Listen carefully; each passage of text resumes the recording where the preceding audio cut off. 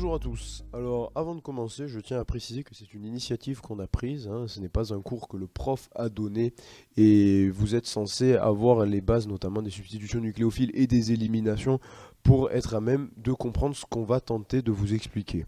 Donc, on va faire quelques retours rapides sur ce que vous avez déjà vu. On va vous donner les méthodes de résolution des substitutions nucléophiles et des éliminations et de quelques petits trucs supplémentaires en orga. Donc si vous connaissez déjà tout en chimie organique, vous n'avez pas besoin de rester. En revanche, si vous avez encore des hésitations, on vous conseille fortement de regarder la vidéo jusqu'à la fin. Donc on va aborder dans un premier temps les substitutions nucléophiles. Et ça va être notre plan. Ça va être le plan qu'on va suivre justement tout au long de nos explications sur ces réactions-là. Donc dans un premier temps, vous avez certains prérequis à connaître.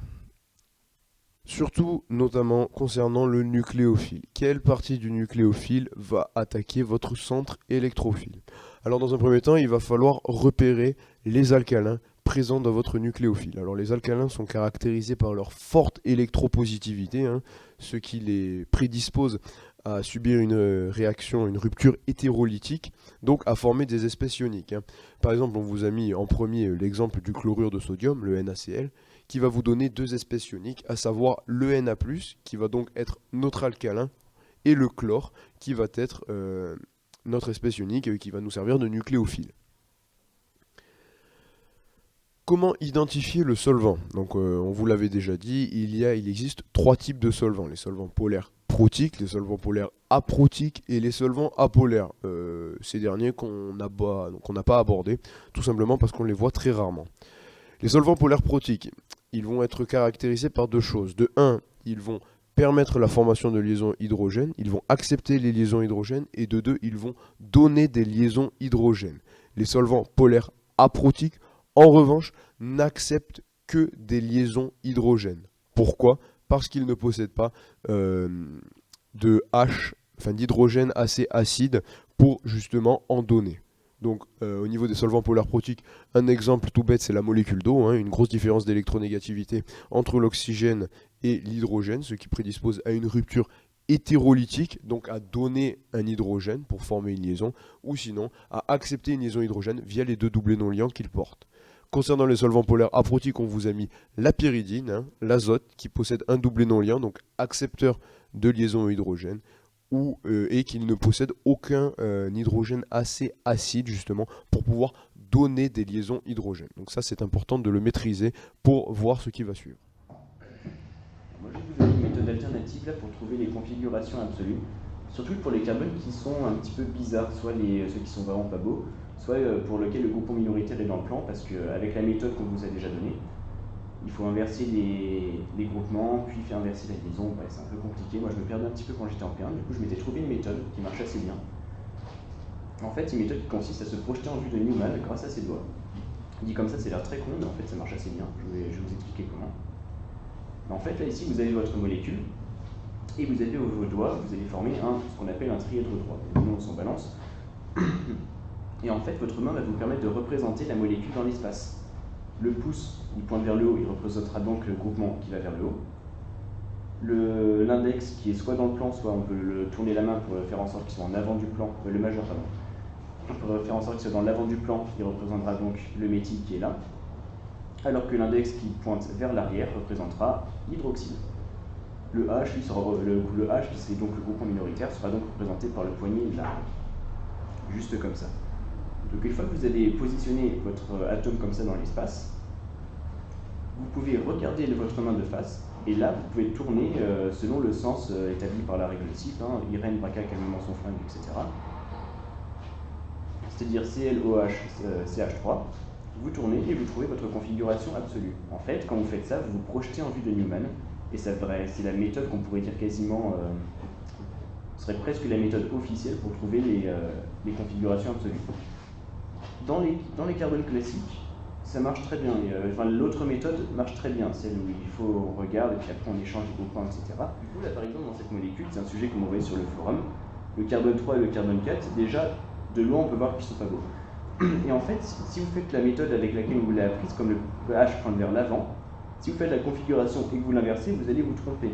comme le carbone n'est pas beau. En fait, ici, il faut se projeter en human. Donc, soit vous y arrivez dans la tête et vous êtes très fort, soit vous y faites comme moi, vous utilisez les doigts, bon, vous êtes un peu moins fort, mais ça marche quand même très bien.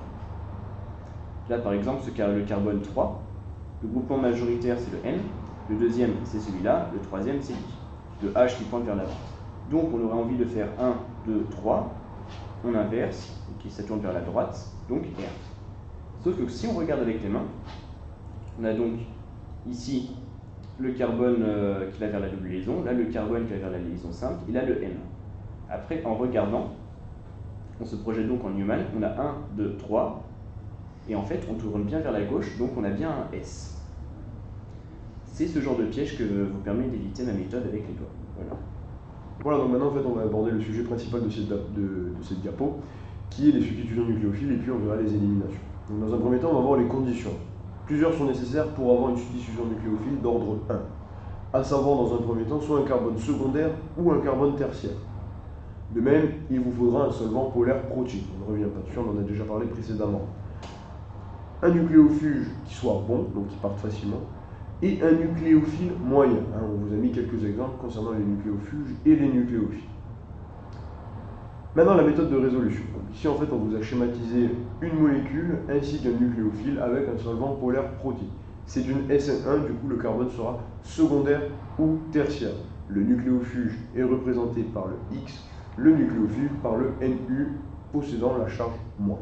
Donc, qu'est-ce qui va se passer?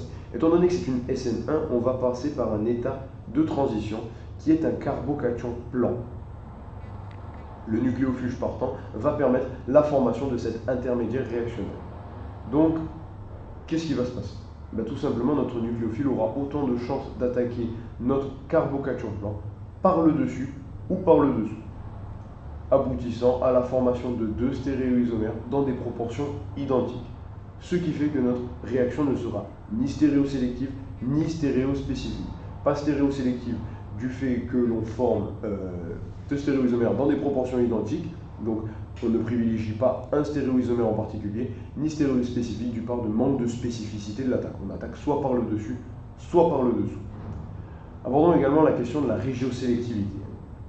La régiosélectivité va se passer quand vous aurez deux nucléofuges d'électronégativité identiques. Comment savoir lequel aura le plus tendance à partir? Eh bien, c'est celui qui formera le carbocation le plus stable. À gauche, vous avez un nucléofuge, le brome, porté par un carbone tertiaire, et à droite, un nucléofuge porté par un carbone secondaire. La régiosélectivité, c'est l'obtention d'isomères de position dans des proportions différentes. Quel nucléofuge aura le plus tendance à partir? Celui qui va former notre carbocation le plus stable. En l'occurrence, ça sera le brome de gauche, car porté par un carbone tertiaire. Donc il y aura plus d'effet inductif pour stabiliser notre carbocation plan. La réaction donnera ainsi cela. Notre nucléophile aura plutôt tendance à attaquer le carbocation plan formé par le départ du brome porté par le carbone tertiaire, et l'autre molécule sera obtenue en proportion moindre. Abordons la question de la chimiosélectivité maintenant. Qu'est-ce? Eh bien, en fait, c'est quand vous allez avoir deux nucléofuges, mais d'électronégativité différentes. En l'occurrence, il faudra regarder quel est le meilleur nucléofuge. À gauche, vous avez un iode, à droite, vous avez un chlore. L'iode de gauche, étant donné que c'est un meilleur nucléofuge que le chlore que vous avez à droite, il aura plus tendance à partir facilement, et il va ainsi favoriser le carbocation plan qu'il peut former en s'éclipsant. Donc en fait, on va obtenir ces deux molécules suivantes, et ça sera celle causée par le départ de l'iode qui sera majoritaire à la fin. Abordons maintenant les substitutions nucléophiles d'ordre 2. Donc on va également voir les conditions dans un premier temps. Dans un premier temps, qu'est-ce qu'il va vous falloir comme carbone? Soit un carbone primaire, soit un carbone secondaire. Important, regardez toujours le carbone en premier. Deuxième temps, concernant le solvant. Votre solvant, contrairement aux substitutions nucléophiles d'ordre 1, va devoir être polaire et aprotique. On ne revient pas dessus, on en a parlé précédemment. Votre nucléofuge sera moyen et votre nucléophile devra être bon. À cela va s'ajouter une caractéristique particulière qui est l'attaque en anti. Et c'est ce qui va caractériser nos substitutions nucléophiles d'ordre 2. Maintenant, voyons la méthode de résolution. Donc on vous a en fait schématisé la même molécule que pour les substitutions nucléophiles d'ordre 1, sauf qu'ici on part du principe que votre nucléofuge X sera porté par un carbone primaire ou secondaire. Le DMSO est le solvant polaire aprotique, donc qui témoigne bien d'une substitution nucléophile d'ordre 2. Qu'est-ce qui va se passer? Eh bien en fait le nucléophile va attaquer votre centre électrophile en même temps que le nucléofuge va en partir. C'est-à-dire qu'on va aboutir à un état pseudo-pentavalent. On va avoir un carbone pseudo-pentavalent qui sera donc relié à 5 atomes. Ce qui va nous donner donc un stéréoisomère unique. Pourquoi? Du fait de l'attaque en antipériplanaire. On ne peut attaquer que d'une seule manière possible. On n'obtient donc qu'un seul stéréoisomère. L'attaque est spécifique. Un seul stéréoisomère est obtenu. Cette réaction est stéréosélective et stéréospécifique. J'en profite pour glisser un mot concernant l'inversion de Walden, qui est l'inversion de configuration relative et qui justement sera due à cette attaque en anti. On l'appelle également inversion parapluie. Et vous voyez bien en fait que le fait d'attaquer votre carbone électrophile en anti du nucléofuge va en fait propulser tous vos autres substituants vers le haut. Et c'est ce qu'on appelle l'inversion de Walden, l'inversion parapluie. C'est comme un parapluie qui se retourne quand il y a trop de vent. Abordons la résolution. En fait, on est toujours dans la résolution. C'est dur en fait à savoir quelle molécule on obtiendra au final quand on fait des SN2. C'est pour ça qu'en fait on vous a fait un petit récap là-dessus. Donc quand votre nucléofuge sera dans le plan et qu'il sera en haut, la molécule finale aura son nucléophile dans le même plan mais en bas. Quand votre nucléofuge sera en avant, votre nucléophile sera en arrière sur la molécule finale. Inversement, si votre nucléofuge est en arrière, et quand votre nucléofuge est dans le plan à gauche, votre nucléophile sera dans le plan à droite sur votre molécule finale. Voilà. Donc ici, en fait, on vous a un peu représenté tous les exemples. C'est bien si vous arrivez à le visualiser, c'est mieux si vous le comprenez. Et dans tous les cas, si vous n'y arrivez pas, et bien en tout cas, essayez de le mémoriser car ça vous servira dans les QCM qui pourront tomber à l'avenir.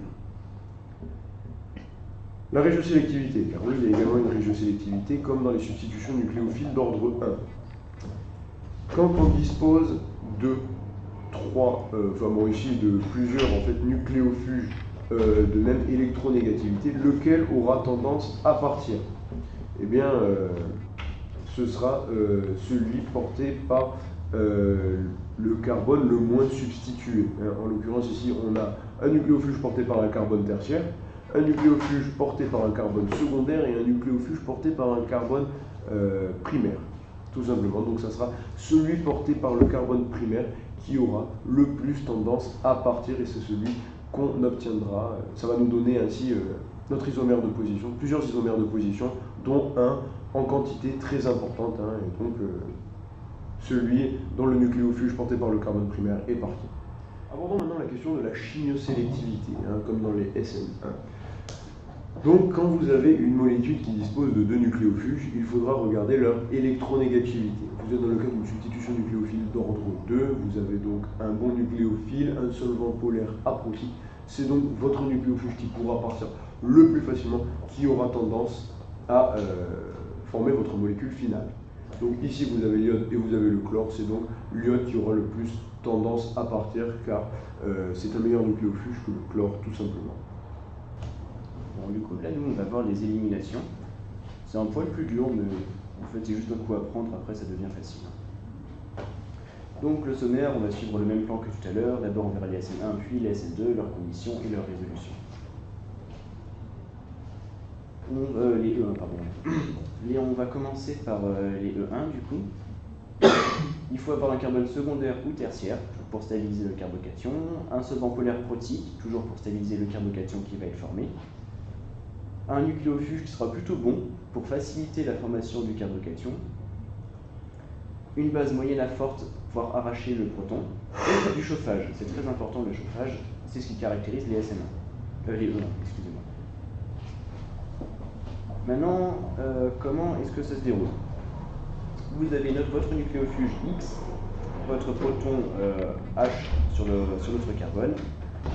votre nucléophile va commencer à partir, vous formez votre carbocation. De là, vous avez deux possibilités. Soit vous supprimez le H dans cette conformation et vous avez un certain alcène, soit vous supprimez le H dans l'autre conformation. Vous voyez là que la liaison a tourné, le C et le D ont été inversés ici, et du coup vous obtenez votre alcène dans l'autre conformation. C'est une réaction qui est stéréosélective parce qu'on favorisera toujours l'alcène E, mais elle est aussi régiosélective parce qu'on favorisera l'alcène le plus substitué. Maintenant, comment est-ce qu'on fait une SN1 une E1, excusez-moi. Et bien déjà, il faut être dans condition de E1. Là, du coup, on est tout bon. On a une base moyenne à forte, du chauffage, un solvant polaire, protique, un carbone secondaire, un bon nucléofuge. Bref, c'est tout bon. Ça serait une E1. Et en fait, là, on pourra aboutir à plusieurs résultats.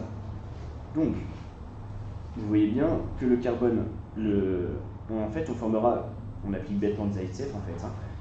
On formera principalement le carbone, l'alcène le plus substitué, et de configuration E. Ici, c'est bien ce qu'on a, c'est le carbone majoritaire, et c'est le plus substitué et de configuration E. Là, le carbone le moins substitué est minoritaire, par idem pour celui de ces configurations Z. Donc, il suffit d'appliquer Zaïtsev. Les éliminations d'ordre 2, là, pour le coup, c'est un petit peu plus compliqué. On voit d'abord les conditions. Le carbone peut être primaire, secondaire, voire tertiaire. Mais quand c'est tertiaire, la réaction n'est pas favorisée. Le solvant doit être polaire et aprotique. Le nucléofuge doit être moyen, parce que c'est un mécanisme concerté. La base doit être forte, donc le TBOK et le LDA, c'est les deux principales. Et non nucléophile si possible. Il peut y avoir de la chaleur, mais elle n'est pas nécessaire. Et surtout, le proton doit être en antipériplanaire du nucléofuge. Ça, c'est vraiment la condition primordiale, c'est ce qui va diriger la sélectivité, etc., des éliminations. Donc, comment est-ce qu'on résout une E2 ? On part de notre réactif. Là, pour le coup, notre nucléofuge et notre proton sont bien en antipériplanaire, ils sont de part et d'autre de la liaison. Donc, la base va arracher le proton en même temps que le nucléofuge va partir et on formera notre alcène. Jusque-là, pas de souci. C'est une réaction qui est stéréosélective, puisqu'elle favorise un alcène grâce à Zaïtsev, parce qu'on applique Zaïtsev quand possible, évidemment. Elle est stéréospécifique parce que la configuration du produit obtenu dépend de celle du produit de départ. Et elle est régiosélective, parce que toujours grâce à Zaïtsev, on favorisera l'alcène le plus substitué. Comment est-ce qu'on résout ? Alors déjà, il faut analyser notre molécule. Bon, là, c'est pas marqué, mais on est bien dans le cadre d'une E2, on va mettre qu'on a un solvant aprotique et une base forte. Notre nucléofuge, ce sera le chlore. C'est le seul hétéroatome qui est sur cette molécule, c'est le seul qui a une liaison polarisée, donc c'est le seul qui va partir. Maintenant, on est dans une E2. Donc, il faut arracher le proton en entier, c'est la condition primordiale. Déjà, les protons qu'on peut arracher, il y a celui-là, qui est accroché à ce carbone, et ces deux-là.